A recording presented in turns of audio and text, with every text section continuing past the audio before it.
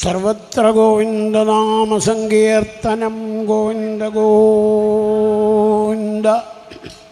വൃത്രാസുരൻ്റെ ചരിത്രം, അജാമിളൻ്റെ ചരിത്രം, ദക്ഷപ്രജാപതി പ്രാചേതസ ദക്ഷൻ എന്ന പേരിൽ രണ്ടാം ജന്മം എടുത്ത ചരിത്രം, അദ്ദേഹത്തിൻ്റെ പുത്രന്മാർ 11,000 പേര് ഭഗവാനെ സേവിക്കാൻ പുറപ്പെട്ടപ്പോൾ നാരദൻ അവരെ സന്യാസിമാരാക്കി എന്ന പേരിൽ നാരദനോട് ക്രോധിച്ച് നാരദനെ ശപിച്ചു ദക്ഷൻ എന്നിങ്ങനെയുള്ള ചരിത്രമൊക്കെ പറഞ്ഞു കഴിഞ്ഞു. ഇതൊക്കെ എന്തിനാണ് പറഞ്ഞതെന്ന് ആദ്യമേ പറഞ്ഞിട്ടുണ്ട്. പലതവണ ഇന്നലെ മുതൽ പറഞ്ഞ കഥകളിൽ കൂടെ, അതായത് അജാമിളമോക്ഷം കഥയിലൂടെ തുടങ്ങിയത് ഷഷ്ഠസ്കന്ധത്തിൽ പിന്നെയും തുടർന്ന് പറയുകയാണ്. എന്താണത്? വളരെ വ്യക്തമാണ്. ഭഗവാന്റെ പ്രത്യേക അനുഗ്രഹം. കോടതികൾ ഓരോന്ന് മഹാകുറ്റവാളി എന്ന് ലോകം മുഴുവൻ ചൂണ്ടിക്കാണിച്ചവരെ പോലും വെറുതെ വിടുന്നത് നമ്മൾ കാണുന്നുണ്ട്. ഇതുപോലെ ഭഗവാന്റെ സുപ്രീം കോടതിയിലെ നിയമപ്രകാരം ഇവരെയൊക്കെ ഇങ്ങനെയൊന്നും ശിക്ഷിച്ചാൽ പോരാ എന്ന് ലോകം മുഴുവൻ പറഞ്ഞാലും ഭഗവാൻ ഒന്നങ്ങനെ ചിരിച്ച് കണ്ണടയ്ക്കും. എഴുത്തച്ഛൻ പാടുന്നില്ലേ, ഭക്തശിരോമണി വാഴകുന്നം എഴുത്തച്ഛനും ശിഷ്യനും എന്നുള്ളൊരു കവിത എഴുതിയിട്ടുണ്ട് ഓർമ്മക്കുറിപ്പുകളിൽ. അതിൽ പറയണു, എഴുത്തച്ഛൻ പകുതി പറഞ്ഞു, എന്നാ ഞാൻ അവിടുന്ന് അങ്ങോട്ട് തുടർന്ന് പറയുക, ഗുരുവായൂരപ്പ, ദയയാമബ്ധിയിലുയർന്ന പങ്കജദ്വയം പോലെ മിന്നും നയനയുഗ്മവും. ഭഗവാന്റെ ഉലകു സൃഷ്ടിച്ചും ഭരിച്ചും സംഹരിച്ചിളകുന്ന ചില്ലിയുകള ഭംഗിയും എന്ന എഴുത്തച്ഛൻ എഴുതിയപ്പോൾ ഭക്തശിരോമണി എഴുത്തച്ഛനും ശിഷ്യനും, എഴുത്തച്ഛൻ അങ്ങനെ എഴുതിയോ, എന്നാൽ ഞാൻ ഇങ്ങനെ എഴുതുക എന്നും പറഞ്ഞ് തുടർച്ചയായിട്ട് എഴുതിയ പോലെ ആണ്. എന്താ അത്? ദയയാമബ്ധിയിലുയർന്ന പങ്കജദ്വയം പോലെ മിന്നും നയനയുഗ്മവും. താമരപ്പൂക്കളുടെ എതളുകൾ സഹസ്രദളം എന്നാണ് താമരപ്പൂവിനുള്ള പേര്. അത് എത്രയാണെന്നറിയില്ല എന്നാണത്രേ ആ സഹസ്ര ശബ്ദത്തിനർത്ഥം. നമുക്കറിയാലോ, സഹസ്രകിരണൻ എന്ന സൂര്യനെ പറ്റി പറഞ്ഞാൽ എണ്ണി 999 കഴിഞ്ഞു സൂര്യൻ്റെ കിരണം. അതോടെ 1000 ഉള്ളൂ നല്ല അർത്ഥം. എത്രയാണെന്ന് എണ്ണിയാലും എത്ര ആയിരം, എത്ര ലക്ഷം, എത്ര കോടി എണ്ണിയാലും ആ എണ്ണുന്നവൻ്റെ വായ കോടും വിരൽ കോടും എന്നല്ലാണ്ട് അത് എണ്ണിക്കഴിയില്ല. അത്രയാണ് സൂര്യകിരണങ്ങൾ, അല്ലേ? അതിന് പേരിട്ടത് എന്താ? വെറും സഹസ്രം. ഇതല്ലേ ഗുരുവായൂരപ്പൻ്റെ അവസ്ഥ? സഹസ്രശീർഷ പുരുഷ സഹസ്രാക്ഷ സഹസ്രപാൽ എന്ന് പറയുമ്പോൾ ആലോചിച്ച് നോക്കൂ. അപ്പോൾ ദയയാമബ്ധിയിലുയർന്ന പങ്കജദ്വയം പോലെ മിന്നും നയനയുഗ്മവും. സഹസ്രദളം, 1000 എതളുകളുള്ള സഹസ്രദളം എന്ന താമരപ്പൂക്കൾ കണ്ണുകളായും ചുണ്ടുകളായും തിരുമുഖമായും തിരുമാലയായിട്ടും ആർവിടത്തിലും തൃക്കയ്യും തൃക്കാലുമായിട്ടും ഒക്കെ ശോഭിക്കണു. നമ പങ്കജനാഭായ നമ പങ്കജമാലിനെ നമ പങ്കജനേത്രായ നമസ്തേ പങ്കജാംഗ്രയെ. അപ്പോൾ ആട്ടെ, ഇപ്പം എത്രയാ ഭഗവാന്റെ തിരുമേനിയിൽ സഹസ്രദളങ്ങളുടെ പേര് അല്ലെങ്കിൽ ആകൃതി അല്ലെങ്കിൽ എണ്ണം പറയാൻ വയ്യ. ഇതിനൊക്കെ പാടെ എത്ര കിരണങ്ങളുണ്ടാവും? സൂര്യൻ്റെ കിരണങ്ങൾ പോലെ എതളുകൾ പറയാൻ വയ്യാന്ന് ചുരുക്കം. അപ്പോൾ 1000 കോടാനകോടി എന്നൊന്നും പറഞ്ഞാലും എണ്ണം കഴിയില്ല. അത്ര കാരുണ്യാണേ ഗുരുവായൂരപ്പന് എന്ന് പറയാനാണത്രേ എഴുത്തച്ഛനും ശിഷ്യനും എന്ന കവിതയിൽ ഇങ്ങനെ പ്രയോഗിച്ചത്. കുട്ടിക്കാലത്ത് അച്ഛൻ പറയാറുണ്ട്, വാഴോന്ന അച്ഛനും തോട്ടമൊക്കെ ഞങ്ങൾ ചെന്നാൽ, അതുപോലെ നെമ്മിനിമംഗലം, പാതിരിശ്ശേരി ഇങ്ങനെയുള്ളവരുണ്ട്. അത്തരം ആളുകളെ ഒരുമിച്ച് കണ്ടാൽ തമാശയ്ക്ക് പറയും അവരോട്, ദേ വെമ്മണിയമ്പ് ഒരു കവിത എഴുതിയിട്ടുണ്ട്, വായിച്ചോളൂ എന്ന്. അച്ഛൻ തലതാത്തും, വാഴോന്നത്തിൻ്റെ ആ കവിത അത് എഴുതൂ തമ്പൂരി എന്നും പറയും. വാഴോന്ന് അവിടെ കിടന്ന് ഇങ്ങനെ പറയും, അച്ഛൻ അത് എഴുതും. അങ്ങനെയാണ്. അപ്പം അങ്ങനെ വെൺമണിയമ്പൂരി എഴുതിയ കവിത, പക്ഷെ ഉണ്ടാക്കിയത് വാഴോന്നാണ്. അങ്ങനെ അച്ഛൻ എഴുതിയെടുത്ത അനവധി കവിതകൾ, ഇപ്പോൾ ഭാഗവത തീവണ്ടി മുതലായവ, തിരുവുള്ളക്കാവിലെ ഓർമ്മക്കുറിപ്പുകൾ മുതലായവ. ഓർമ്മക്കുറിപ്പുകളാണ് ചെറിയ ചെറിയ ചെറിയ ചെറിയ തലക്കെട്ടിൽ കുറച്ച് വരികളേ ഉള്ളൂ. പക്ഷേ നമ്പൂരി എഴുതൂ എന്ന് പറഞ്ഞാൽ അദ്ദേഹം അവിടെ കന്ന് കിടന്ന് പറഞ്ഞാൽ അച്ഛനത് എഴുതും. അച്ഛൻ ആദ്യത്തെ എഴുതിയെടുക്കലേ ചുമതലയുള്ളൂ. അച്ചടിക്കാൻ വേണ്ടി നന്നായിട്ട് ഇതിൽ തട്ടൂരും പുരിപ്പാടിൻ്റെ ചുമതല. എന്താ അത്? അദ്ദേഹത്തിൻ്റെ ഹാൻഡ് റൈറ്റിംഗ് പോലെ മണിയായിട്ടുള്ള അക്ഷരം വേറെയില്ല. അപ്പം ആദ്യത്തെ അച്ഛൻ എഴുതും, അസലെഴുതൽ തട്ടൂരും പൂരി. അപ്പം അങ്ങനെ മുഴുവനും പലതവണ പകർത്തി എഴുതി ഒരുവിധം ഓർമ്മക്കുറിപ്പുകളും ഭക്തശിരോമണി വാഴകുന്നത്തിൻ്റെ കവിതകളും അവർക്കൊക്കെ ശിഷ്യന്മാർക്കൊക്കെ ബൈഹാർട്ടാവും എന്നർത്ഥം. അച്ചടിക്കാറാവണേന് എത്രയോ മുമ്പ്. അതല്ലേ എത്ര കാലം കഴിഞ്ഞിട്ടാണ് അതൊക്കെ ഒന്ന് അച്ചടിച്ച് കിട്ടിയത്. ഭക്തശിരോമണി വാഴകുന്നത്തിൻ്റെ കവിതകൾ എത്രയാണ് നിശ്ചയമില്ല. കുറച്ചൊക്കെ കിട്ടിയത് അച്ഛനും മറ്റുമായിട്ട് ചേർന്ന് അച്ചടിപ്പിച്ചു. പിന്നെ ഗുരുവായൂർ ദേവസ്വം നേരിട്ട് അച്ചടിക്കാറായപ്പോൾ ആരുടെയെങ്കിലും കയ്യിൽ ഇതുപോലത്തെ വാഴകുന്നത്തിൻ്റെ കവിതകളുണ്ടോ എന്നൊക്കെ ചോദിച്ച് ശേഖരിച്ചാണ് ഇപ്പോഴുള്ള ഭക്തശിരോമണി വാഴകുന്നത്തിൻ്റെ കൃതികൾ എന്ന പുസ്തകം ഇറക്കിയത്. അതും വേണ്ടത്ര ഭക്തന്മാർക്ക് കിട്ടാനുള്ള കോപ്പികളൊന്നും ഉണ്ടായില്ല. രണ്ടാമത് അച്ചടിപ്പിക്കണമെന്ന് പറയുക എന്നല്ലാണ്ട്. എന്തായാലും ഭക്തശിരോമണിയുടെ ഓർമ്മക്കുറിപ്പുകളിലെ വരികളിലാണ് ഈ വരി: ദയയാമാബ്ധിയിലുയർന്ന പങ്കജദ്വയം പോലെ മിന്നും മലനയുഗ്മവും. അപ്പോൾ രണ്ട് കണ്ണാണ് ഒരുത്തേക്കെങ്കിലും ആ രണ്ട് കണ്ണും എത്ര കോടാനുകോടി കാരുണ്യത്തിൻ്റെ കിരണങ്ങൾ ലോകത്തിന് കൊടുക്കുന്നുണ്ടാവുന്നൊന്ന് ആലോചിച്ച് നോക്കൂ. അതാണ് ഷഷ്ഠസ്കന്ധത്തിൽ പറയണ കഥകളുടെ ചുരുക്കം. എന്താണ് അതിന് പേര് തന്നത്? പോഷണം തദനുഗ്രഹ, പോഷണം തദനുഗ്രഹ, പോഷണം തദനുഗ്രഹ. ഓരോ കഥയ്ക്കും ഹെഡിങ് അതാവണം എന്നാണ് ഭാഗവതം നിശ്ചയിച്ചിരിക്കുന്നത്. അപ്പോൾ 19 അധ്യായത്തിലെ ആദ്യത്തെ 3 അധ്യായം പോഷണം തദനുഗ്രഹ, ഗുരുവായൂരപ്പൻ അനുഗ്രഹിച്ച് പോഷിപ്പിച്ച് നേരെയാക്കിയ കഥ. ഇവിടെ സ്വാമിജി സന്മയാനന്ദ സ്വാമി ഇന്നലെ പറഞ്ഞപ്പോൾ പ്രത്യേകം പറഞ്ഞു, അതിലംഘിത മര്യാദ ഭക്തരക്ഷണ ലക്ഷണം എന്ന്. ആ പോഷണം തദനുഗ്രഹ എന്നുള്ള 8 അക്ഷരത്തിന് വ്യാഖ്യാനം എഴുതിയിട്ടുണ്ട് 16 അക്ഷരമായിട്ട് ശ്രീധരാചാര്യസ്വാമികൾ. അത് ചൊല്ലി ഇവിടെ.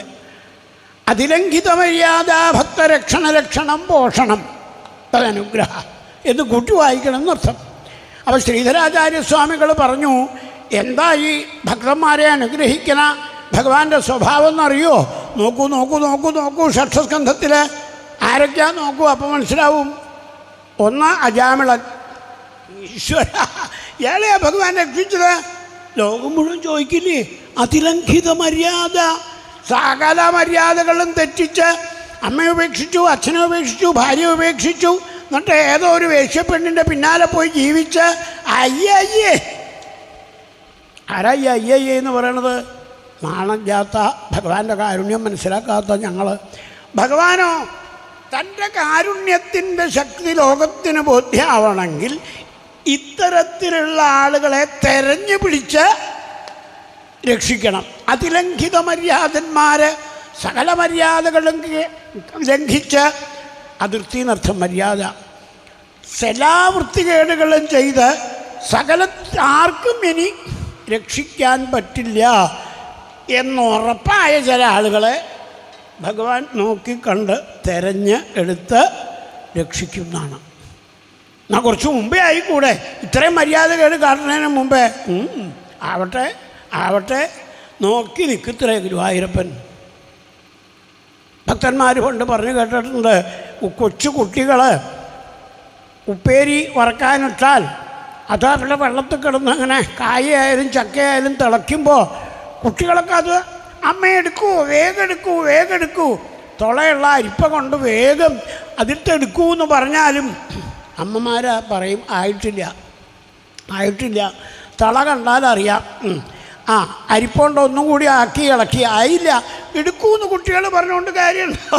അത് വേണ്ടത്ര മൂപ്പായിട്ടില്ല, വേണ്ടത്ര മൂപ്പാവാണ്ടെടുത്താൽ ശരിയാവില്ല. അതുകൊണ്ട് അവിടെ കിടന്ന് തിളക്കട്ടെ, കാത്തു നിൽക്കും, കരിയാൻ സമ്മതിക്കില്ല. കൃത്യമായ വേഗം ഇളക്കി എടുക്കും. തീ പിരിയണമെങ്കിൽ തീ പിരിഞ്ഞ് നല്ല ഉപ്പേരി, ബഹുഭാഗം മൂപ്പ്, നല്ല കടുമുട കടിക്കണു എന്നൊക്കെ ഗ്രഹിതം പറയണമ്പോൾ കേൾക്കുമ്പോൾ അവർക്ക് സമാധാനമായി. ഉപ്പേരി നന്നായി. അതെ, അപ്പോൾ എടുക്കൂ എടുക്കൂ വേഗം മറ്റുള്ളൊരു കുട്ടികൾ പറഞ്ഞാൽ അപ്പോഴത്തിരുന്നെങ്കിൽ എന്തിനു കൊള്ളാമായിരുന്നു ആ ഉപ്പേരി? അവിടെ കിടന്ന് മൂക്കട്ടെ, പാകാവട്ടെ, പാകാവട്ടെ. ഇതുപോലെയാണ് അത്രേ ഗുരുവായൂരപ്പൻ. അതിലംഘിത മര്യാദ ഭക്ത രക്ഷണം.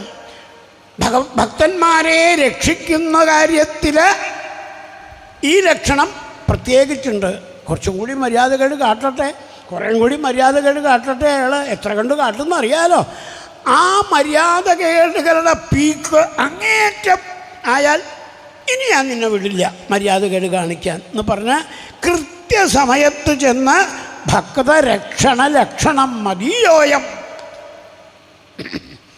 മയാ സർവഥാ രക്ഷണീയ, ഇവൻ എൻ്റെ ആളാണ്, ഇവനെ ഞാൻ രക്ഷിക്കും എന്ന ആ കാരുണ്യം, അത് ഗുരുവായൂരപ്പനെ പോലെ ആർക്കാണുള്ളത്? ദയയാമാബ്ധിയിലുയർന്ന പങ്കജദ്വയം പോലെ മിന്നും നയനയുഗ്മവും. അങ്ങനെയുള്ള രണ്ട് കണ്ണുകൾ അല്ലേ, ആയിരം ആയിരം ആയിരം എതളുകളുള്ള താമരപ്പൂക്കളെ പോലെയുള്ള രണ്ട് കണ്ണുകൾ. അപ്പം പിന്നെ ധാരാളം കോടാനകോടി ഭക്തന്മാരെ ഇതുപോലെ കൃത്യസമയം നോക്കി രക്ഷിക്കാൻ അവിടുന്ന് കാത്തു നിൽക്കുന്നുണ്ട്. നമുക്ക് എന്തിനാ അത്ര വൈകിച്ചെന്ന് തോന്നാമെങ്കിലും ഗുരുവായൂരപ്പന് വൈകലില്ല. പാകാവട്ടെ, പാകാവട്ടെ, പാകാവട്ടെ. താൻ രക്ഷിച്ചിട്ട് പിന്നെ അയാൾ ചിത്തിയായി എന്ന് കേൾക്കാൻ വയ്യ. അതിനാണ് മാക്സിമം അങ്ങടെ ആവട്ടെ എന്നും പറഞ്ഞാൽ അവിടുന്ന് കാത്തു നിൽക്കുന്നത്. അത് അജാമിളൻ്റെ കഥയിൽ കാണിച്ച പോലെ ഇനി ഏത് കഥയിലാണ് കാണിക്കാൻ പറ്റുക? ഷഷ്ഠസ്കന്ധത്തിലെ മറ്റ് കഥകളിൽ ഒന്നായിരുന്നു പ്രാചേതസദക്ഷൻ്റെ കഥ. ഭക്തശിരോമണിയായ നാരദനെ ഇയാൾ ഇത്ര മര്യാദകേട് കാണിച്ച് മുഖടിച്ച് അടിക്കണ പോലെ തന്തുകൃന്ദനൻ കൂലദ്രോഹി തൻ്റെ മക്കളെ അനുഗ്രഹിച്ച് ഭക്തന്മാരാക്കി.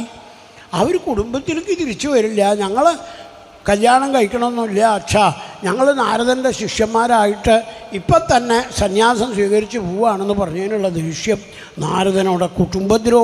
കുടുംബദ്രോഹി. ഞങ്ങൾക്ക് കുടുംബത്തിനൊരു തന്തു നീണ്ട ചരട് ഉണ്ടെന്നാണ് പറയണത്. എന്താ അത്? പൂന്താനം പറയണതാണ് നീണ്ട ചരട്. ഉണ്ണിയുണ്ടായി വെളുപ്പിച്ച് അതിലൊരു ഉണ്ണിയുണ്ടായി വെളുപ്പിച്ച് അതിലൊരു ഉണ്ണിയുണ്ടായി വെളുപ്പിച്ച് അതിലൊരു ഉണ്ണിയുണ്ടായി വെളുപ്പിച്ച് തന്തു കുടുംബത്തിൻ്റെ മക്കളുടെ മക്കളും അവരുടെ മക്കളുമായിട്ട് നീണ്ടു പോണു. 5 തലമുറകളുടെ കാഴ്ച എനിക്ക് കിട്ടി ചാവാണതിന് മുമ്പേ എന്നൊക്കെ അഭിമാനപൂർവ്വം ചിലർ പറയണേക്കാം. 5 തലമുറയോ? മകളുടെ മകള് അവളുടെ മകള്. 5ാമത്തെ തലമുറയിലെ കുഞ്ഞിനെയും കൂടി കണ്ടട്ടെ ഞാൻ ചാവുള്ളൂ. അത് അഭിമാനപൂർവ്വം പറയുകയാണോ? അപ്പോൾ ഇതാണ് തന്തു കൃന്ദന എന്നാ ചീത്ത പറഞ്ഞതേ.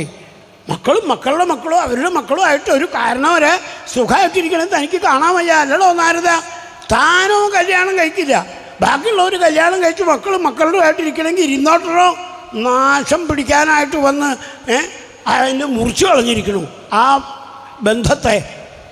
ഇതാണ് അദ്ദേഹം ഉപയോഗിച്ച വാക്ക് നാരദനെ ചീത്ത പറയാൻ. പ്രതിജഗ്രാഹ തൽബാഠം നാരദ സാധുസമ്മതം. നാരദൻ ആ ദക്ഷൻ്റെ ക്ഷോഭിച്ചുള്ള ശാപത്തെ സ്വീകരിക്കുകയാണ് ഉണ്ടായത്. ലവലേശം ഒരു എതിർപ്പ് അദ്ദേഹം പ്രകടിപ്പിച്ചില്ല.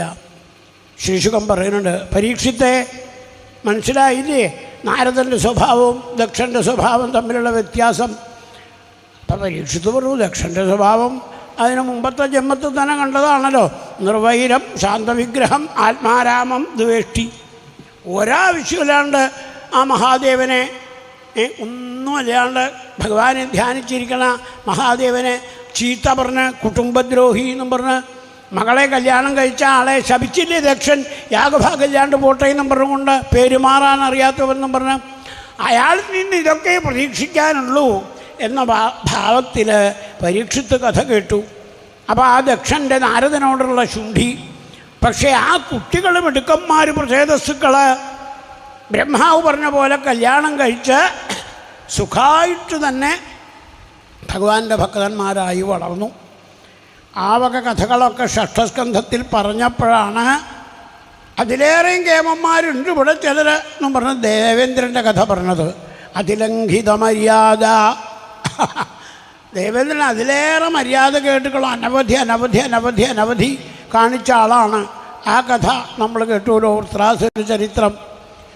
സ്വന്തം ഗുരുവിനെ വെട്ടിക്കൊല്ലുക, പിന്നെ കൂടെ ചെന്നേ വെട്ടി താഴെട്ടപ്പോൾ അത്രയും 3 കഴുത്ത് ഒരുമിച്ച് വീണ് കിടക്കണത്. 3 കഴുത്തുണ്ടോ ഇയാൾക്ക്? ചിരിച്ചുകൊണ്ട് ആ മുറിഞ്ഞ് കിടക്കണ കഴുത്ത് 3 പറയാം. എന്താ 3 കഴുത്ത് എന്തിനാണെന്നറിയോ? സോമപീഠം, സുരാപീഠം, അന്നാദം. സോമപീഠം, സുരാപീഠം, അന്നാദം. ഒന്ന് സാധാരണ ആളുകളുടെ കൂടെ ഇരുന്ന് ഭക്ഷണം കഴിക്കാൻ ഒരു മുഖം, പിന്നൊന്ന് മദ്യപാനികളുടെ കൂടെ ഇരുന്ന് മദ്യം കഴിക്കാൻ ഒരു മുഖം, പിന്നെ അമൃത് കുടിക്കണവരുടെ കൂടെ ഇരുന്ന് അമൃത് കഴിക്കാൻ വേറൊരു മുഖം. അങ്ങനെ പതിവുണ്ടോ? ചില വീട്ടിൽ നോക്കൂ, വെജിറ്റേറിയനും നോൺ വെജിറ്റേറിയനും ഉണ്ടെങ്കിൽ വെജിറ്റേറിയൻ തുടർന്ന പാത്രമൊന്നും നോൺ വെജിറ്റേറിയനും വയ്ക്കില്ല, നോൺ വെജിറ്റേറിയൻ്റെ പാത്രമൊന്നും വെജിറ്റേറിയൻ എടുക്കില്ല. അത്ര മാറ്റി മാറ്റി വെച്ചുകൊണ്ടാണ്, അത്ര ശിക്ഷ അവിടെ എന്ന് പറയും. എന്നാൽ വേണ്ടാന്ന് അല്ലാതെ വയ്ക്കാൻ പറ്റില്ല. പുതിയ തലമുറയ്ക്ക് അതില്ലാണ്ട് വയ്യ. ഓടണേനും ചാടണേനും കടിക്കണേനും പിടിക്കണേനും ഒക്കെ പിടിച്ച് തിന്നണമെങ്കിൽ ശ്രദ്ധ വേണം. അപ്പോൾ അടുക്കള വേറെ. കല്യാണം കഴിഞ്ഞ് ഗംഭീരമായിട്ടുള്ള സദ്യയ്ക്ക് എല്ലാവരെയും ക്ഷണിച്ചാൽ ഓരോരുത്തരും വരും. മാന്യന്മാരായിട്ട് ഉണ്ണേണ്ട സമയമാകുമ്പോൾ കല്യാണത്തിലെത്താൻ പറ്റില്ല, എന്നാലും ഉണ്ണേണ്ട സമയത്ത് കൃത്യമായിട്ട് ഞാൻ എത്തി എന്നൊക്കെ പറഞ്ഞ് ചിരിച്ച് അപ്പോൾ ഒന്നാ കിടക്കാം, അവിടെയാണ് ഊണ്. അപ്പോൾ വെജിറ്റേറിയൻ ഒരു ഭാഗത്ത്, മറ്റത് 2 അപ്പുറത്ത്. ചില ആൾക്ക് ഇത് 2 പോരാ. സുരാപീഠം ഒരു കഴുത്ത് കൂടി ബാക്കിയുണ്ട്. വെജിറ്റേറിയൻ ആണെങ്കിൽ ഈ കഴുത്ത്, വെജിറ്റേറിയൻ അല്ലെങ്കിൽ മറ്റേ കഴുത്ത്, 3ാമത്തെ കഴുത്ത് എന്തിനാ? സുരാപീഠം. അപ്പോൾ ചോദിച്ച ആൾക്ക് വേഗം ചോദിച്ചാൽ വേഗം മനസ്സിലാക്കാൻ ഗൃഹനാഥൻ അത് ടെറസിൻ്റെ മുകളിൽ കരുതിയിട്ടുണ്ട്, അങ്ങോട്ട് പോവാം. അതാണ് സോമപീഠം, സുരാപീഠം, അന്നാദം. അതൊക്കെ നമുക്കും ഇന്നുണ്ടെന്ന് വിചാരിച്ചോളുക ഈ കഥ കേൾക്കുമ്പോൾ. എന്തായാലും ദേവന്മാരുടെയും അസുരന്മാരുടെയും അതുപോലെ അമ്മയുടെ അടുത്തും ഒക്കെ ഊണ് കഴിക്കേണ്ട പാവം ഈ പയ്യൻ ശിഷ്യൻ, അല്ലാണ്ട് എന്താ പറയുക, ഗുരുവാണ്. ഇപ്പോൾ തൽക്കാലം ശിഷ്യനായ പയ്യനെ ഗുരുവാക്കാൻ ബ്രഹ്മാവ് പറഞ്ഞെന്ന് പറഞ്ഞ് ഗുരുവാക്കിയിട്ട് ഗുരുവിൻ്റെ 3 കഴുത്തും വെട്ടി. അതിലംഘിത മര്യാദ. എല്ലാ മര്യാദകളും ഞാൻ കാണിച്ചു. ഭഗവാനെ നീ എന്നെ രക്ഷിക്കാറായോ? ഭഗവാൻ പറഞ്ഞു ഇത്തിരി കൂടി താമസമുണ്ട്. എന്താ അത്? തൊട്ടാവ് ഹോമം ചെയ്ത് വൃത്രാസുരനെ അങ്ങോട്ട് സൃഷ്ടിച്ച് സ്വർഗം വിഴുങ്ങ എന്നും പറഞ്ഞപ്പോൾ ഇപ്പോൾ സമയമായി. എന്ത്? നാരായണ വാസുദേവാദി പുരുഷ മഹാനുഭാവ. പിന്നെയും ശ്വാസം നിർത്താണ്ട് പരമകല്യാണ പരമകാനുക കേവല ജഗദാധാര ലോകൈകനാഥ സർവേശ്വര ലക്ഷ്മീനാഥ. പിന്നെയും ശ്വാസം വിടാണ്ട് വിളിക്കുക. എന്താ ദേവേന്ദ്ര അത് ഇങ്ങനൊരു ശ്വാസം വിടാണ്ട് നാമം ജപിക്കേണ്ട പതിവില്ലല്ലോ. ഷഷ്ഠസ്കന്ധം അജാമളമോക്ഷം കഴിഞ്ഞിട്ട് ഇത്രയും നാമം ഒരുമിച്ച് ജപിച്ച ഒരേ ഒരാൾ ഈ സഹസ്രാക്ഷം മാത്രമേ ഉള്ളൂ. 1000 കണ്ണുള്ള ദേവേന്ദ്രൻ. ഇപ്പം 1000 നാമൊന്നുമല്ല ഭഗവാന്റെ നാമം ജപിക്കാൻ ദേവേന്ദ്രന്. എന്തു പറ്റി? ത്വാക്ഷരൻ വൃത്രാസുരൻ. അതിലംഘിത മര്യാദ ഭക്തരക്ഷണ ലക്ഷണം. ഈ കാരുണ്യം എവിടെ കാണും? ഭാഗവതം ചോദിക്കണു. ആ ദേവേന്ദ്രൻ ഭഗവാൻ രക്ഷിച്ചോ? ഉവ്വ്. ഇത്രയും മര്യാദകേട് കാണിച്ചിട്ടും ഉവ്വ്. സ്വന്തം ഗുരുനാഥൻ്റെ കഴുത്ത് വെട്ടിയിട്ടും ഉവ്വ്. അതൊക്കെ നമ്മൾ കേട്ടുല്ലോ ആ കഥ. ഇങ്ങനെ ഓരോരുത്തരുടെയും കഥകൾ കേട്ട് അപ്പോൾ വൃത്രാസുരനായി. ഇനി ഒരാളുടെയും കൂടിയും കഥ ബാക്കിയുണ്ട്, ചിത്രകേതു. ദേവേന്ദ്രൻ കസാലേമ്മിലിരുന്നു എന്നുള്ള കഥയൊക്കെ വിസ്തരിക്കുക. വൃത്രാസുരനെ കൊന്ന ദേവേന്ദ്രൻ കസാലേമ്മിൽ കഷ്ടിച്ചു വന്നിരുന്നു. പരീക്ഷിത്ത് പറഞ്ഞു എനിക്കത് കേൾക്കണ്ട. പരീക്ഷിത്ത് കേൾക്കണ്ട എന്ന് പറഞ്ഞാൽ എങ്ങനെയാണ്? ദേവേന്ദ്രൻ്റെ അടുത്ത ഒരാൾ തിക്കിത്തിരക്കി വന്നിരിക്കുന്നുണ്ട്, അത് കേൾക്കണ്ടേ? ആരാത്? അയ്യോ പറയാൻ കൊള്ളില്ല. ചാണ്ടാലീമിവ രൂപിണിയും ജരയാവേപമാനാങ്കിയും യക്ഷ്മഗ്രസ്താം അസൃക്പടാം വികീര്യ ഫലിതാൻ കേസ തിഷ്ടതി ഭാഷിണിയും. ഒരു പിശാച് മേല് സർവാംഗം വ്രണം പൊട്ടിങ്ങനെ ഒലിക്കുന്നുണ്ട്. സകല ദുർഗന്ധങ്ങളും അവളിൽ നിന്ന് മീനഗന്ധ്യ സുഗന്ധേന കുറുവതിയും മാർഗദൂഷണം. ചില സൈക്കിള്, ചില ലോറി, ഇതൊക്കെ അങ്ങോട്ട് പോയാൽ എന്താ ഒരു വാസന, എന്താ ഒരു മണം. നമ്മൾ പറയും മൂക്ക് പൊത്തി അറിയാണ്ട് അതാ വണ്ടി പോയതാ. സൈക്കിൾ പോയാൽ എത്ര മണോ, വാൻ പോയാൽ എത്ര മണോ. അതിൽ കയറ്റിയ സാധനത്തിൻ്റെ ഇതുപോലെ മീനഗന്ധ്യ സുഗന്ധേന കുറുവതിയും മാർഗദൂഷണം. ദുർഗന്ധം കൊണ്ടിരിക്കപ്പുറത്തില്ല. മേലാസകലം അളിഞ്ഞൊളിപ്പിച്ച ഒരു പെണ്ണ് വന്ന് നിൻ്റെ അടുത്ത് ഞാൻ അനുവദിക്കാം എന്ന് പറയുമ്പോൾ ദേവേന്ദ്രൻ ഇരിക്കാനും വയ്യ, ഇരിക്കാണ്ടും വയ്യ. ധന്യല്ലേ നമ്മുടെയും കഥാന്ന് ഭാഗവതം. ഏതാ ഈ പെണ്ണ്? അധികാരമോഹം അല്ലേ? അധികാരമോഹം എന്നുള്ളത് വന്നാൽ നമ്മളൊക്കെ എങ്ങനെയാണ്? എത്ര നാറിയതാണ്, പൊളിച്ചതാണ്, കൊള്ളില്ല, അറക്കി പോക്കാനം വരും, ഛർദി വരുന്നു. പുറമയ്ക്ക് മയക്ക് കിട്ടുമ്പോഴൊക്കെ പറഞ്ഞാലും ആ അധികാരം എനിക്കാ കിട്ടിയതെങ്കിലോ ആ സാരല്ലേ മൂക്ക് പൊത്തിയിട്ടായാലും അടുത്തിരുന്നോട്ടെ എന്ന് പറയുന്ന അർത്ഥമല്ലേ ദേവേന്ദ്രൻ്റെ കഥ. ഇതിപ്പോൾ ദേവേന്ദ്രൻ്റെ കഥയാണോ? ഭാഗവതം ചോദിക്കുന്നു. നിങ്ങളിലേക്ക് ഒന്ന് തിരിഞ്ഞു നോക്കുമ്പോൾ ഇതേ ദേവേന്ദ്രൻ 1000 കണ്ണല്ല 10000 കണ്ണ് വെച്ച് ഈ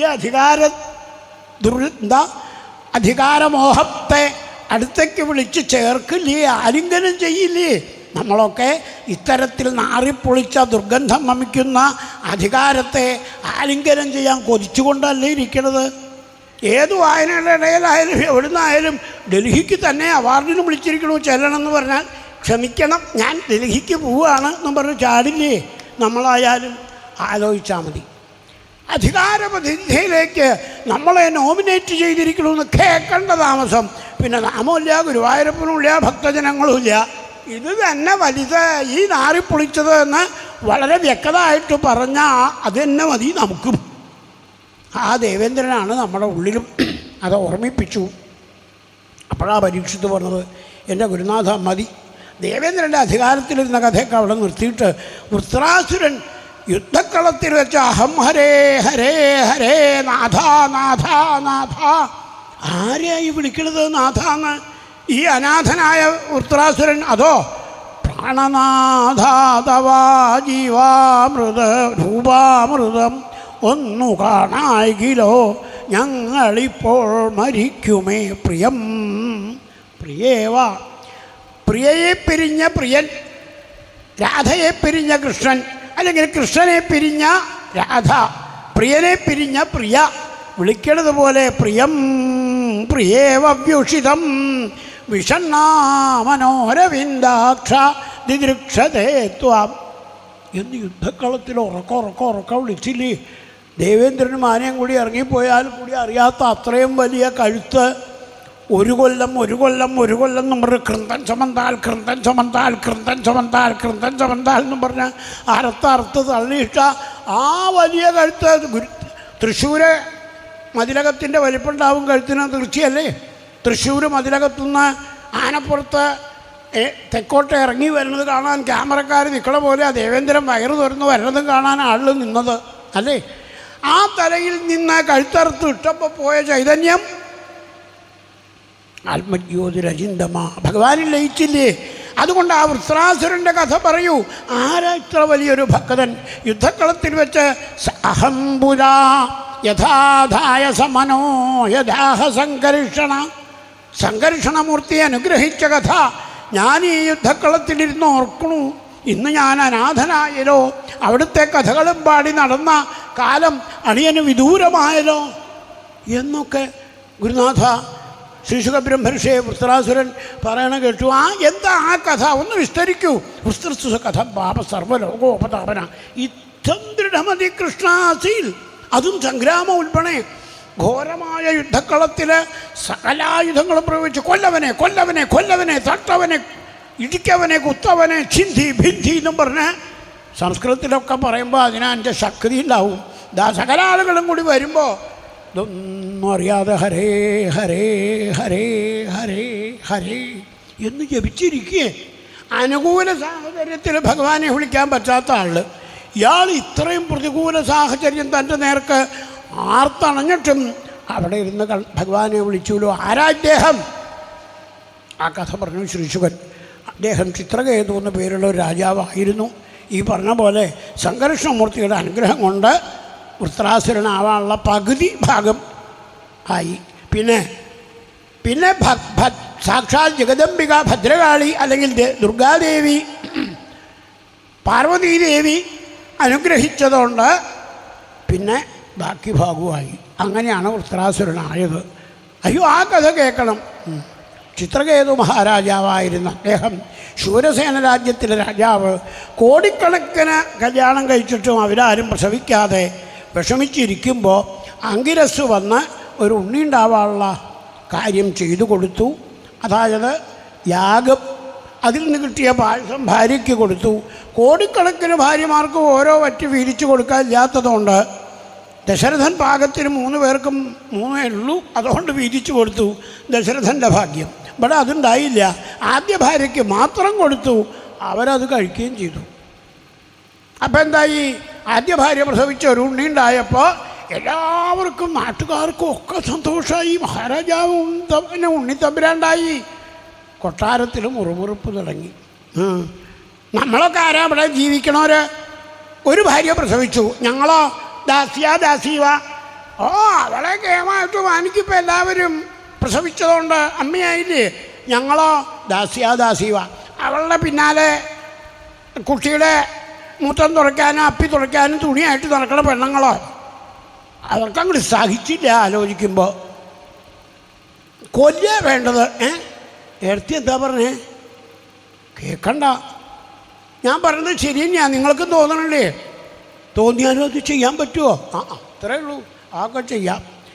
സ്ത്രീയോ ദാരുണദേഹതസ. ശ്രീശുഖം പേര് കൊടുത്തിരിക്കുക. ഈ ലോകത്തെ സകല സ്ത്രീകളും പരീക്ഷിച്ച് ഇങ്ങനെയാണെന്നാണ് എൻ്റെ അഭിപ്രായം. ആലോചിച്ച് നോക്കൂ. ശ്രീശുഖനത് പറയാം. എന്തായാലും വേഗം ആ സ്ത്രീകളൊക്കെ പാടെ മഹിളാവേദി കൂടി വനിതാവേദി കൂടി തീരുമാനമെടുത്ത് വിഷം കൊടുക്കാൻ മുഹൂർത്തം കാത്തു. ഉറങ്ങണ ഉണ്ണിയുടെ വായിലേക്ക് വിഷം ഒഴിച്ചു കൊടുത്തു. അത് ചത്തു മലച്ചു. ബാക്കിയുള്ളവർ ഉണ്ണിയെടുക്കാൻ ആയെ വിളിച്ചു വിട്ടു. ഉണ്ണി ചത്തു കിടക്കണു. ഉറക്ക ആയയുടെ നിലവിളി. അത് കേട്ട് അമ്മ മഹാറാണി ഓടി വന്നു. ഉറക്ക ശവത്തുമ്മ വീണ് ഉരുണ്ട് കരയുകയാണ്. അപ്പോഴേക്ക് അച്ഛൻ വന്നു. മഹാരാജാവിൻ്റെ നിലവിളി നാട് മുഴുവനും കേൾക്കുക, വരിക, നിലവിളിക്കുക, കേൾക്കുക, വരിക, നിലവിളിക്കുക. അങ്കിരസും നാരദനും കൂടി പുറപ്പെട്ടു. അതായത് ഈ കൂട്ട നിലവിളി. അപ്പോൾ വിഷം കൊടുത്ത സ്ത്രീകളും നിലവിളിക്കുന്നുണ്ട്. അപ്പോൾ ഇതിലിപ്പോൾ എത്ര കണ്ട ആത്മാർത്ഥതയുണ്ട് നിലവിളിക്കാൻ തീർച്ചയായില്ലേ. അവർ പച്ചമുളകോ ഉള്ളിയോ എന്താ വേണ്ടത് കണ്ണെന്ന് കണ്ണീരിൽ വരാൻ വെച്ചാൽ അത് ചേർത്താണ് നിലവിളിക്കണത്. അപ്പോൾ ധാരാളം കണ്ണീർ ഒഴുകുന്നുണ്ട്. കരയാത്തവരാരുമില്ല. എന്തിനാ? നാരദൻ വന്നപ്പോൾ വീണയും കൊണ്ട് നാരദനും അങ്കിരസും വരുന്നുണ്ട്. രാജാവിനെ വിളിച്ചുണർത്തി ഉണ്ണിയുടെ ശവം കെട്ടിപ്പിടിച്ച് കരയുക രാജാവ്. മഹർഷിമാർ വന്നിട്ടുണ്ട്. നിങ്ങളാരാ? അങ്കിരസ് പറഞ്ഞു, ഞാൻ അങ്ങക്ക് ഉണ്ണിയെ തന്ന ആള്. ഉണ്ണി മരിച്ചു പോകുന്നു ഞാൻ വിചാരിച്ചില്ലല്ലോ. ഹർഷശോകപ്രദസ്തുഭ്യമിതി ബ്രഹ്മസുതോയവും. അങ്ങനെ പറയരുത്. ഞാൻ അങ്ങയോട് അന്ന് തന്നെ പറഞ്ഞതാ, ഉണ്ണി ഉണ്ടായാൽ സന്തോഷമാവുമെന്ന് വിചാരിക്കേണ്ട, സങ്കടം ഉണ്ടാവുമെന്ന്. ഞാൻ ഇത്രയ്ക്ക് വിചാരിച്ചില്ലല്ലോ. അത്രേ ഉള്ളൂ. ഞാൻ പറഞ്ഞില്ല എന്ന് പറയരുത്. എന്തായാലും നാരദൻ പറയണു, അങ്ങക്ക് ഭഗവാനെ കണ്ട് നേരിട്ട് ചോദിക്കാം. അതിനൊരു മന്ത്രം ഞാൻ ഉപദേശിക്കാം. പക്ഷേ ഈ ശവം കെട്ടിപ്പിടിച്ച് കരുന്നാൻ വയ്യ. അതിൻ്റെ വേണ്ട കർമ്മങ്ങളൊക്കെ ചെയ്ത് ശുദ്ധമായിട്ട് എൻ്റെ അടുത്ത് വന്ന മന്ത്രോപദേശം അപ്പം ഭഗവാന്റെ അടുത്തെത്തും. അദ്ദേഹം അതിനങ്ങോട്ട് തയ്യാറായി. അപ്പം നാരദൻ പറഞ്ഞു, പിന്നെ ഞാനൊന്ന് പരിശോധിക്കാം, ശവം ഇവിടെ കൊണ്ടുവന്ന് കിടത്തു, ജീവിപ്പിക്കാൻ നോക്കാം. അപ്പം കേമായി. തമ്പുരാട്ടിമാരുടെ നിലവിളി അവിടെ നിന്നു. കള്ള നിലവിളിയല്ലേ. നാരദൻ വന്ന ജീവാത്മൻ അങ്ങോട്ട് വിളിച്ചപ്പോഴേ ഉണ്ണി എണീറ്റ് അവിടെ ഇരുന്നു. നാലുപാട് നോക്കി. അയ്യോ, എന്തിനാ ഉണ്ണി മരിച്ചു പോണത്? അച്ഛൻ, അമ്മമാരൊക്കെ, ചെറിയമ്മമാരൊക്കെ ദേ എല്ലാവരും നാട് മുഴുവൻ കരയണു. ഉണ്ണിയുടെ കസാല അവിടെ ഒഴിഞ്ഞു കിടക്കണു. അതുമ്മലിരുന്ന് ഭരണമൊക്കെ കഴിഞ്ഞ് കൊക്കി കുരച്ച് വയ്യാണ്ട് കിടക്കുമ്പോൾ വേണമെങ്കിൽ ചത്തോളൂ. ഇപ്പം ചവാറായിട്ടില്ല ഉണ്ണിക്ക്, ബാലമരണമൊന്നും വേണ്ട. അപ്പോൾ ഉണ്ണി നാലുപാടും ഇങ്ങനെ നോക്കിയിട്ടേ, നാരദ മഹർഷി അങ്ങക്ക് അറിയരുതേ, കസ്മിൻ ജന്മന്യാമി മഹ്യപിതരോ മാതരോ ഭവൻ, 100 ജന്മമായി ഞാനിങ്ങനെ ചത്തും ജനിച്ചും പോണു. എനിക്ക് ബാലമരണം സ്പെഷ്യലായിട്ട് പ്രാരബ്ധം കൊണ്ട് ഭഗവാൻ തന്നിരിക്കണതാ, അത് അനുഭവിച്ച് തീരണ്ടേ. ഇനി എത്ര ജന്മം എനിക്ക് ചത്തു ജനിക്കണമെന്നോ? അതെ, നാരദ മഹർഷി തിരിച്ച് വിളിക്കരുത്. അങ്ങയുടെ മാറത്ത് പൂണോട് കാണാനുണ്ട്, അതുകൊണ്ട് തിരിച്ചു വിളിക്കരുത്. അതുകൊണ്ട് പറയുക, ഞാൻ പൊക്കോട്ടെ. ഡീം ഉണ്ണി അവിടെ കിടന്നു. അവനവൻ്റെ കയ്യിലുള്ളപ്പോൾ എൻ്റെ ഉണ്ണി എന്ന് പറഞ്ഞോട്ടെ, ഞാനിപ്പോൾ കൈവിട്ട് പോവല്ലേ, പിന്നെ എൻ്റെ ഉണ്ണി എന്ന് പറയണതിന് അർത്ഥം ഉണ്ടോയെന്നാണ് ഉണ്ണി ചോദിച്ചത്. രാജാവ് വന്ന് നാരദനെ വീണ് അങ്ങനെ നമസ്കരിച്ചു. നാരദൻ രാജാവിനെ കൊണ്ടുപോകുമ്പോൾ ചില തമ്പുരാട്ടിമാർ വിളിച്ചു, നാരദ, ഞങ്ങളാണ് ആ ഉണ്ണിയെ കൊന്നത്, ഞങ്ങൾക്ക് എന്തെങ്കിലും മന്ത്രോപദേശം തരണം. ബ്രാഹ്മണന്മാരുടെ ഇഷ്ടം പോലെ ഭസ്ദാനം വാങ്ങിച്ച് മന്ത്രോപദേശം തരാനുണ്ടാവും, അവരെ നോക്കിക്കോളൂ. എന്നെ അതിന് തൽക്കാലം കിട്ടില്ല, ഞാൻ ദേഹത്തെ കൊണ്ട് പോവുക. നാരദൻ രാജാവിനെ കൊണ്ടുപോയി ചിത്രകേതു സാക്ഷാൽ ഭഗവാനെ അങ്ങനെ സേവിച്ചു. വെറും 7 ദിവസം സപ്താഹമഭക്ഷ, 7-ാം ദിവസം ഭഗവാൻ പ്രത്യക്ഷപ്പെട്ട അദ്ദേഹത്തെ വിദ്യാധര ചക്രവർത്തിമാരിൽ ഒരാളാക്കി എന്ന് പറഞ്ഞാൽ, ഇതുപോലെ സംഗീതത്തിൽ ഇനി ലോകം പിടിച്ചെടുക്കാൻ ആളൊരുമില്ല. അതുപോലെ നമ്മൾ ഇന്നും കേൾക്കുന്നുണ്ടല്ലോ, അതുപോലെയുള്ള ഗായക സംഘങ്ങളെ കൂട്ടിക്കൊണ്ട് ലോകം മുഴുവൻ സഞ്ചരിക്കുന്ന, വിമാനത്തിൽ സഞ്ചരിക്കുന്ന ഗായകന്മാർ. അതുപോലെ മൈക്കിൾ ജാക്സൺ എന്നൊക്കെ പറഞ്ഞാൽ ഇന്ന് വേഗം മനസ്സിലാവും. ആദ്യത്തെ മൈക്കിൾ ജാക്സൺ ഈ ചിത്രകേതു എന്നാണ് ഭാഗവതം പറയണത്. ഭഗവാന്റെ ആളുകളുമായിട്ട് നൃത്തം, പാട്ട്, എന്തൊക്കെ വേണോ അതൊക്കെ കലാപരിപാടികളുമായിട്ട് ലോകത്ത് എവിടെ വേണമെങ്കിൽ ചെല്ലും, പരിപാടി നടത്തി കൊടുക്കും. പിന്നെ ഉത്സവ സംഘത്തിന് വലിയ തുക അങ്ങോട്ട് കൊടുക്കും. ഇങ്ങോട്ട് കാശൊന്നും മേടിക്കില്ല. ഇങ്ങനൊരു ഗായക സംഘമോ ഹരികഥാകാലക്ഷേപം, കഥാപ്രസംഗം, എത്ര കഷ്ടപ്പെട്ട കഥാപ്രസംഗം കോളേജും ഒക്കെ നടത്തിക്കൊണ്ടുപോകാൻ ശ്രമിക്കണത്. അന്നൊന്നും വേണ്ട, ലോകം മുഴുവനും ചിത്രകേതുവിൻ്റെ കഥാപ്രസംഗം അങ്ങനെ നടന്നു. ഭക്തോത്തമൻ ആയിട്ട് ആ ഭക്തോത്തമൻ്റെ ഗാനം വിദ്യാധര ചക്രവർത്തിയുടെ ഗാനമായിട്ട് അംഗീകരിച്ചിരിക്കുന്നു. സാക്ഷാൽ അനന്തസ്വരൂപനായ ഭഗവാൻ പോലും ഭാഗവതത്തിൽ അദ്ദേഹത്തിൻ്റെ ഗാനാലാപം പോലൊരു ഗാനാലാപം വേറെ ഇല്ല. ശ്രുതിഗീതയും ഈ ചിത്രകേതുവിൻ്റെ സ്തുതിയും, അതേപോലെ ദശമസ്കന്ധത്തിൽ യുഗളഗീതമുണ്ട്. ഇതൊക്കെ ചില പ്രത്യേക രീതിയാണ്. ഇതിന് 1-ാം സമ്മാനം എന്ന് തോന്നും. അങ്ങനെ നടക്കുന്ന കൂട്ടത്തിൽ അദ്ദേഹം പരീക്ഷിത്തെ കൈലാസത്തിൽ വന്നു. കൈലാസത്തിൽ മഹാദേവൻ നല്ല ഉപദേശം കൊടുത്തുകൊണ്ടിരിക്കുക. പാർവതി മടിയിലുമുണ്ട്. എല്ലാവരും ശ്രദ്ധയോടെ സനകാദികൾ, നാരദാദികളൊക്കെ അവിടെ ഇരിക്കുന്നുണ്ട്. ഇയാൾ എന്നാൽ ഇപ്പോൾ അമ്മയും മഹാദേവൻ അമ്മയെ മടിയിലിരുത്തി ഉപദേശിക്കുമ്പോൾ താൻ ചെന്ന് അതിനൊരു തടസ്സം ഉണ്ടാക്കണ്ട. അപ്പോൾ വിമാനത്തിൽ തന്നെ ഇരുന്നു കൊണ്ട് അദ്ദേഹം വന്ന സ്ഥിതിക്ക് തൊഴുതു പോവാണ്ടും വയ്യ. തൻ്റെ സുഹൃത്താണ് ഭഗവാൻ. ഭഗവാനും അങ്ങനെയാണ് ചിത്രകേതുവിനെ കണക്കാക്കുന്നത്. രണ്ടാളും കണ്ടു. ചിത്രകേതു പറഞ്ഞു, അവിടുത്തെ പോലെ ആരാ ഈ ലോകത്തുള്ളത്? ഭാര്യയെ മടിയിൽ വെച്ചുകൊണ്ടല്ലേ അവിടുന്ന് ഉപദേശം കൊടുക്കുന്നത്? ഗുരോസ്തു മൗനം വ്യാഖ്യാനം. അവിടുന്ന് വായ തുറന്ന് ഉറക്കമൊന്നും പറയണ്ട, വെറും ചിന്മുദ്ര അമ്മയും അവിടുന്നും കൂടി കാണിച്ചാൽ മതിയല്ലോ. ശിഷ്യാസ്തു ഛിന്ന സംശയാഹ, എല്ലാവരുടെയും ഒരു സംശയമില്ലാത്ത രീതിയിൽ ആനന്ദം, ഉപദേശം, ജ്ഞാനം ഇതൊക്കെ അവിടുന്ന് ഇങ്ങനെ പകർന്നു കൊടുക്കുകയല്ലേ. നമസ്കാരം എന്ന് പറയേ. അപ്പം ഈ സുഹൃത്തുക്കൾ തമ്മിൽ സംസാരിക്കുമ്പോൾ വേറെ ചിലർക്ക് ഇതെന്ത് ഇവരിങ്ങനെ പറയണേ? ചിലരുണ്ട് പുറത്ത് 2 അടിയൊക്കെ ഉണ്ടോ, ചെകുത്താനെ നിന്നെ ഞാൻ കാണാനില്ല എന്ന് ഉറപ്പിച്ചതാ, ഇതെന്ത് ഇങ്ങനെയൊക്കെ പറയണേ? ഫ്രണ്ട്സ് ആണെന്നും പറഞ്ഞിട്ട് ഭാര്യമാർ പേടിച്ചു എന്ന് വരും. അതുപോലെയായി മഹാദേവനും ചിത്രകേതുവും കൂടിയുള്ള സൗഹൃദത്തിൽ ചിത്രകേതുവിൻ്റെ വാക്ക് പാർവതീദേവിക്ക് അത്ര പിടിച്ചില്ല. അവിടുന്ന് അവിടെ എണീറ്റു. തൻ്റെ സഭയല്ലേ, ഇയാൾ കൃഷ്ണഭക്തനാണെന്നുള്ള നിലയ്ക്ക് അഹങ്കരിച്ച് എന്തൊക്കെയോ പറയുക, എൻ്റെ മഹാദേവൻ്റെ മാഹാത്മ്യം അറിയാതെ. ഇവിടെയുള്ളവരൊക്കെ മാഹാത്മ്യം അറിയാത്തവരാ, പിന്നെ ഇവൻ വേണോ ഒന്ന് പഠിപ്പിക്കാൻ? എന്തായാലും ഉണ്ണി ചിത്രകേതു, നീ തൽക്കാല അഹങ്കാരം കൊണ്ട് ഒരു രജോ ഗുണക്കാരനായിരിക്കുന്നു. അത് മാറി അടുത്ത ജന്മത്തിൽ വരിക ഞങ്ങളുടെ അടുത്തേക്ക് ഭക്തനായിട്ട്, രജോ ഗുണമില്ലാത്ത ഭക്തനായിട്ട്. ഇത് ശാപമാണെന്ന് വെച്ചോ. പക്ഷേ ഉണ്ണി അതിൽ സങ്കടപ്പെടുകയൊന്നും വേണ്ട. അദ്ദേഹം വിമാനത്തിൽ നിന്ന് ഇറങ്ങി ഓടിങ്ങൾ കാക്കൽ വീണിട്ട് പറഞ്ഞു, അമ്മേ എന്താ അമ്മ പറഞ്ഞത്? ശാപമാണെന്നോ? അമ്മമാരുടെ ശാപം കുട്ടികൾക്ക് അനുഗ്രഹമാണ്. എന്താ അത്? ചിലപ്പോൾ ചില മുന്തിരിയും കൽക്കണ്ടവും ഒക്കെ കൂട്ടി തരുമ്പോൾ കൽക്കണ്ടം കടിക്കുമ്പോൾ ശ്രദ്ധിക്കണേ എന്ന് പറയും. ശർക്കരയുടെ പൊട്ടും കൽക്കണ്ടവും നാളികേരം കുരുകുര അരിഞ്ഞിട്ടിട്ടുണ്ട്, അത് പല്ലിൻ്റെ ഇടയിൽ പോകാണ്ട് നോക്കിക്കോളൂ എന്നൊക്കെ അമ്മമാർക്ക് പറയാണ്ട് വയ്ക്കുമോ? അവിടെ ഒരു വേരുണ്ട്, അത് നോക്കണേ. എൻ്റെ അമ്മ ഞാൻ 10-30 വയസ്സായില്ലെങ്കിൽ എന്നോട് അത് വേരുണ്ട് നോക്കണേന്ന് പറയണോ എന്നൊന്നും മകൻ ചോദിച്ചിട്ട് കാര്യമില്ല. അത് അമ്മമാരുടെ അവകാശമാണ്. അതുപോലെ ആ പാർവതി ദേവി പറയണ, പുത്ര മാഖിത, അമ്മ ശപിച്ചിട്ട് ഉണ്ണിക്ക് ഖേദമില്ലല്ലോ ദുഃഖമില്ലല്ലോ? ഇല്ല. ശിവശക്തിയായുക്തോ ഭവതി യതി ഭവതി ശക്തപ്രഭവിതും നചേദേവം ദേവോ നഖലു കുശലസ്പന്ദിതുമപി. അമ്മയുടെ അനുഗ്രഹം എനിക്ക് കിട്ടി, അത് ശാപം എന്ന് ആര് വേണമെങ്കിൽ പറഞ്ഞോട്ടെ. എനിക്ക് ഈ ലോകത്ത് ശാപവും അനുഗ്രഹവും അമ്മയുടെ അനുഗ്രഹവും മഹാദേവൻ്റെ അനുഗ്രഹവും ഒരുപോലെയാണ്. നാ ശങ്കര മഹാദേവ കാണാം. അദ്ദേഹം വിമാനത്തിൽ കയറി അങ്ങോട്ട് പോയി. പരീക്ഷിത്തെ ആ അമ്മയുടെ വാക്ക് സത്യമാക്കാനാണ് ഉണ്ണി ചിത്രകേതു വൃത്രാസുരനായിട്ട് ജനിച്ചത്. അപ്പോഴെന്തായി? നമ്മൾ കേട്ടില്ലേ, ഹരേ ഹരേ ഹരേ ഹരേ എന്ന് യുദ്ധക്കളത്തിൽ വെച്ച് വിളിച്ച് ഭഗവാന്റെ വൃത്രസ്യദേഹാൻ നിഷ്ക്രാന്തമാത്മജ്യോതിരജിന്തമാ പശ്യതാം സർവലോകാനാം. എല്ലാവരും കാണിച്ചത് ഭഗവാന്റെ ലോകത്തിലേക്ക് അങ്ങനെ പോയില്ലേ?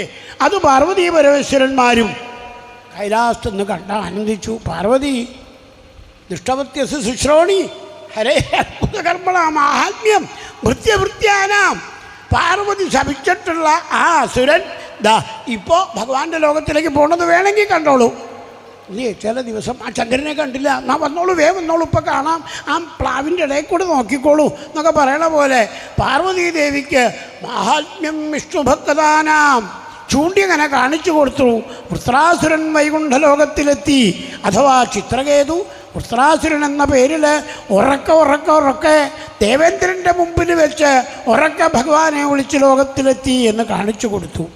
ആ കഥയും അതിലംഘിത മര്യാദ ഭക്തരക്ഷണലക്ഷണം എന്ന പേരിൽ ഇവിടെ ശ്രീശുകൻ പറഞ്ഞു കൊടുത്തു.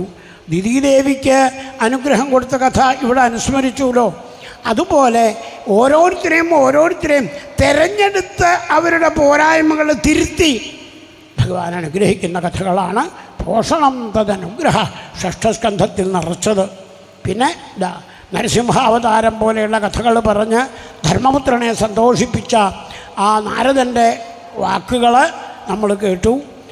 വർണ്ണാശ്രമധർമ്മങ്ങൾ വർണ്ണിച്ചതും കേട്ടു. ഇനി നാളെ രാവിലെ ആരംഭിക്കുമ്പോൾ സാക്ഷാൽ ഭഗവാന്റെ ഗജേന്ദ്രമോക്ഷം, പാലാഴിമഥനം, കൂർമാവതാരം, ഭഗവാന്റെ മോഹിനി വേഷം, അയ്യപ്പൻ്റെ വേഷത്തിൽ ഭഗവാനെ കാണാൻ പറ്റുന്ന മോഹിനി മോഹന രൂപം, അല്ലെങ്കിൽ മഹാദേവൻ്റെയും മോഹിനിയുടെയും കൂടിയുള്ള ആ ഭഗവത് ഉദ്യാനം.